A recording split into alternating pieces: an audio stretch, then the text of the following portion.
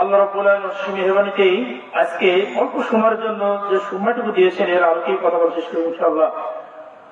আমি যে আয়াতটি তেলাওয়াত করছি সূরা ইমরানের 102 নম্বর আয়াত, এর আলোকে সংক্ষিপ্ত আকারে কথা বলে শেষ করে দেব।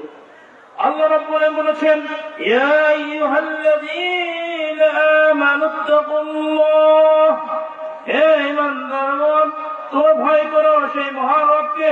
কাকে ভয় করতে বলেছে? সেই রবকে ভয় করতে বলেছেন। কেমনে ভয় করতে হবে?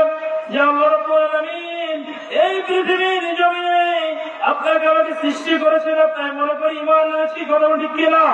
ঈমান এনেছি অথচ মুসলমান হওয়ার পরেও মুসলমান দাবি করি, অথচ আমরা কি মুসলমান নাকি? আমরা কি মুসলমান? আমরা শুধু দাবি করি অথচ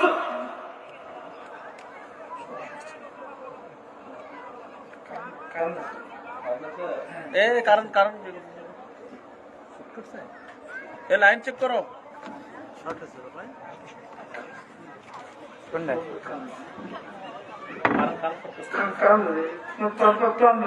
সমস্যা হচ্ছে তো, ক্লোজ করো, ক্লোজ করো।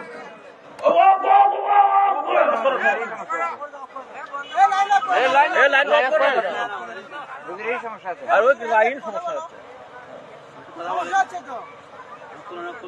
আপনার সমস্যা আছে নাকি? লাইন আপ করো।